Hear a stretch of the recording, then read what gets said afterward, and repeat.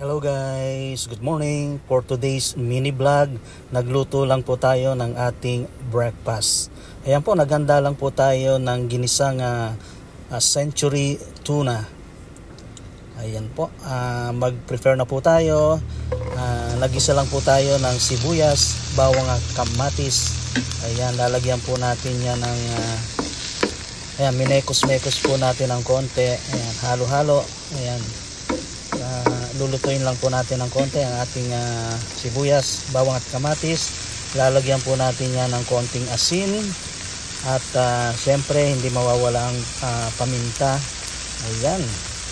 At ayan lang po ang simpleng gisa ng ating century tuna for today breakfast. After that, syempre itatambog na natin dyan ang ating dalawang latang century tuna.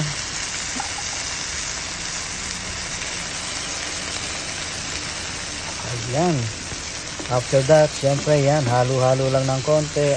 At ayan po, ready na po yan. Konting kulo lang po yan. Ready na po ang ating napaka-basic na pagluluto ng ginisang century tuna for our breakfast. Syempre, sinamahan din po natin yan ng scrambled egg with tomato and onion. Ayan, para meron namang konting kasalo ang ating century tuna. Yan, nagisa rin po tayo sa isang kawali ng sibuyas at tomato. Yan lang po ating sahog for our scrambled egg for today. Ayan, konting gisa-gisa, konting halo-halo. Ayan po, at lalagyan po natin yan ng ating siyempre asin at paminta.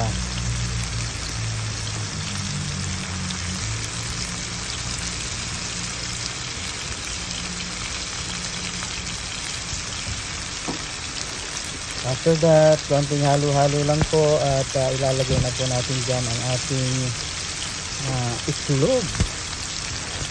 Yan ang ating breakfast for today. Scrambled egg with tomato and onion.